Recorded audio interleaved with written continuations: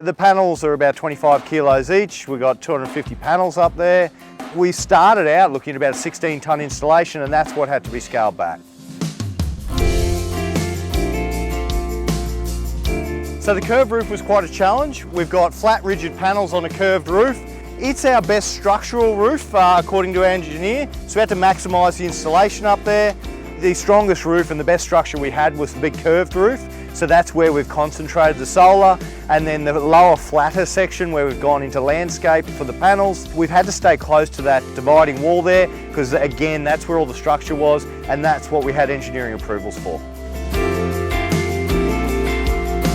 So the layout of the array is purely based on what our engineer would allow us. We had to stay close to this wall of the curved structure because that's where our main supporting beams are underneath. So we're just maximising the amount of energy we can get in this area of the roof, which is how we've come up with this design. We also had to try and stay away from some of these plant and bits of equipment. So the layout is what it is. There was no design considerations. It can't be seen from the road or from anywhere else. It's purely based on loading the roof in the correct way.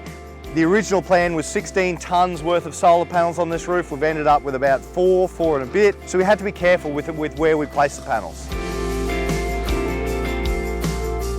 So commercial installations sometimes can be easier than residential. You've got large football field roof structures. They're generally flatter. We can get all the panels in one direction in one array. So commercial installs are a great way to be able to reduce energy consumption at a low entry cost. We're installing solar at a low price now that the payback can be under 4 years, or even in worst case scenario, 5 or 6 years. It's an excellent investment for any large user of power.